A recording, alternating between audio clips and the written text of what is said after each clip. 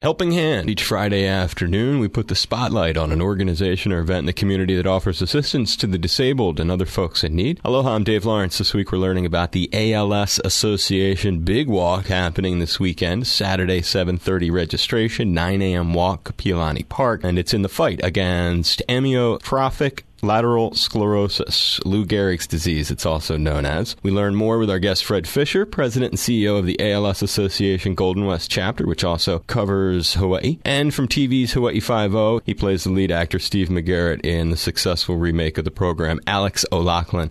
Aloha and mahalo, Fred and Alex. Hi there. Hi there. Aloha. Fred, it probably is more clear to listeners why you'd be involved. Alex, what brings you to the table? Well, thank you for having me, first of all. ALS is something that is kind of pretty up close and personal for me. My wife's mother passed of ALS.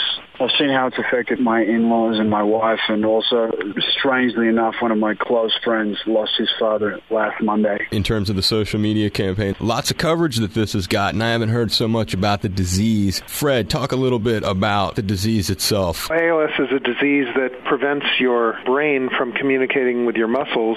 Your muscles wither and die. Over the course of typically 2 to 5 years, a person loses the ability to walk, to talk, to swallow, to move, and eventually they lose the ability to breathe, as ALS takes all of their muscles except for their heart. As this is going on, a person remains very clear in their thinking, although for some people with ALS, they're going through this process while also beginning to suffer from a form of dementia. Sounds absolutely horrible and a potent description.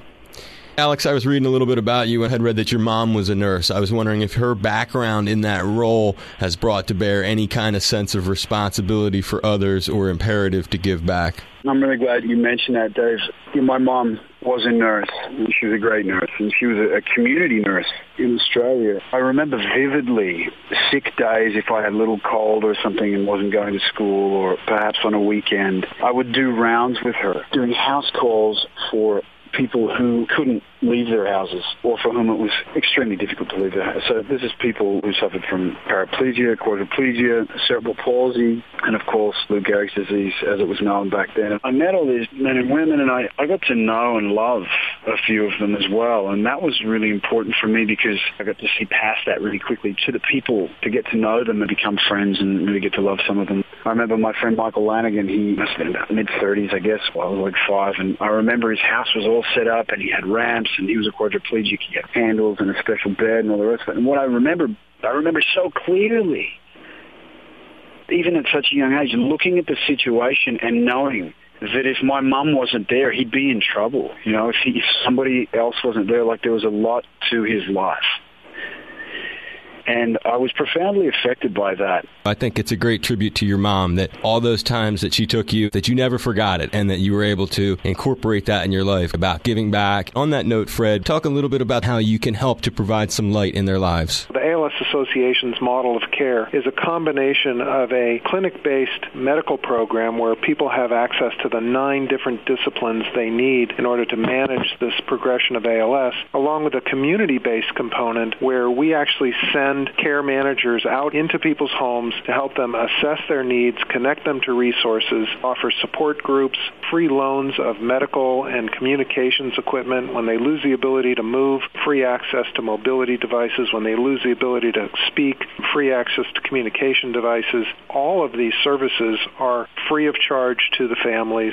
We don't bill insurance companies. It's all funded through the Walk to Defeat ALS and contributions that people make. It's a really important piece is that we will keep every dollar that we earn and raise here in the Hawaiian Islands to create care facilities that don't exist. And it's the money that we raise that really powers our ability to get those devices, loan them out, and get ALS experts in front of every person living with ALS in Hawaii. Up until now, if people wanted this kind of care, they had to go to California. Our effort now is to bring that care to Hawaii. Saturday, 7:30 a.m. registration, 9 a.m. walk at Kapiolani Park. park. Are there any volunteer opportunities? Absolutely. Come out to the park early. We'll be there setting up. There's all kinds of ways that people can support our organization. 866-750-2572 to reach them locally, als-hawaii.org, and online at hawaiipublicradio.org. We have all their contact information and all of our other Helping Hand guests. Fred Fisher, President, CEO, ALS Association, Golden West Chapter, and anything I can do in the future, I really want to make sure that you know you can reach out to us and be part of the program. And Alex O'Loughlin from Hawaii 5-0, please as well. Stay in touch, and anytime you want to support a cause and help out the disabled or others in need, I hope you'll come on this Helping Hand segment and let us help you spread the word. I do appreciate your time. Aloha, Dave. Thank you very much. David, thanks for having me. You're welcome. Take care of you guys. Thank you. Bye-bye. Take care now.